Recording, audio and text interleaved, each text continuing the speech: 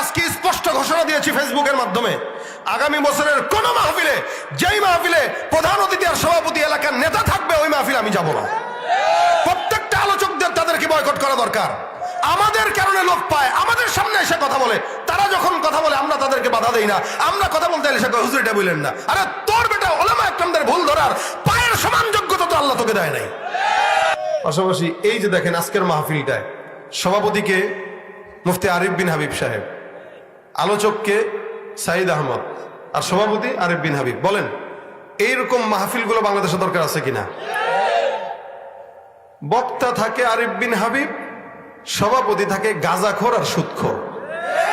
আর এই গাঁজাখোর যায় ভুল ধরে আরিফ বিন হাবিব সাহেবের, দেখছেন না 2 বছর আগে ভুল ধরে তার। ও নামাজ পড়ে না, মুইতে পানি নেয় না, প্রস্তাব করে পানি নিতে হবে কিভাবে সেটা জানে না, 24 ঘন্টা ঘুষের সঙ্গে সুদের সঙ্গে জড়িত। এই সমস্ত ঘুষখোরদেরকে মাহফিল থেকে সভাপতি আর প্রধান অতিথির নাম কেটে দিয়ে এদেরকে বয়কট করবেন। গত 17 বছর তারা জ্বালিয়েছে। সামনের দিনগুলোতে কোনো ঘুষখোরদেরকে আমরা মাহফিলের সভাপতি দেখতে চাই না। আমি আজকে স্পষ্ট ঘোষণা দিয়েছি ফেসবুকের মাধ্যমে, আগামী বছরের কোন মাহফিলে, যেই মাহফিলে প্রধান অতিথি আর সভাপতি এলাকার নেতা থাকবে, ওই মাহফিলে আমি যাব না। প্রত্যেকটা আলোচকদের তাদেরকে বয়কট করা দরকার। আমাদের কারণে লোক পায়, আমাদের সামনে এসে কথা বলে, তারা যখন কথা বলে আমরা তাদেরকে বাধা দেই না। আমরা কথা বলতে এসে হুজুর এটা বললেন না। আরে তোর বেটা ওলামা একরামদের ভুল ধরার পায়ের সমান যোগ্যতা তো আল্লাহ তোকে দেয় নাই। আজকে দেখলাম ফেসবুকে শেখ হাসান জামিল সাহেবকে একজন ভুল ধরতেছে, হুজুর তাফসির করেন। শেখ হাসান জামিল সাহেবরা বলতেছে তাফসির করেন। হাসান জামিল সাহেব বলছেন আমি 25 বছর তাফসির পড়াই, আপনার কাছ থেকে আমার তাফসির শিখতে হবে? কিয়ামতের আলামত না এগুলা?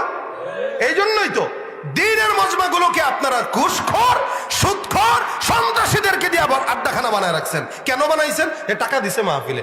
যেই মাহফিলে ঘুষখোরের টাকা দিয়া করা লাগে, ওই মাহফিল করার চেয়ে না করা ভালো।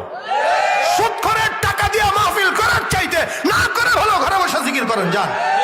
মাহফিল হবে, তবে সভাপতি হবে আরিফ বিন হাবিব সাহেবের মতো যোগ্য লোকেরা, যারা কোরআনের ভুল আমারটা ধরার যোগ্যতা রাখে, হাদিসের ভুল আমারটা ধরার যোগ্যতা রাখে। যেই লোক নামাজ পড়ে না, সুদ খায়, ঘুষ খায়, জিনা করে, সন্ত্রাসী করে, সেই লোক ওলামা একরামের ভুল ধরার যোগ্যতা রাখে না, মাহফিলের সভাপতি হওয়ার যোগ্যতা রাখে না। এই জন্য আপনারা মাহফিল করবেন, সামনে থেকে নিয়ত করবেন কোন চোর বাটপার বদমাশদেরকে মাহফিলের সভাপতি রাখবেন না, প্রধান অতিথি রাখবেন না। আল্লাহ পাক আমাদেরকে এই নিয়ত করার তৌফিক দান করুন। যারা বলেন আমিন।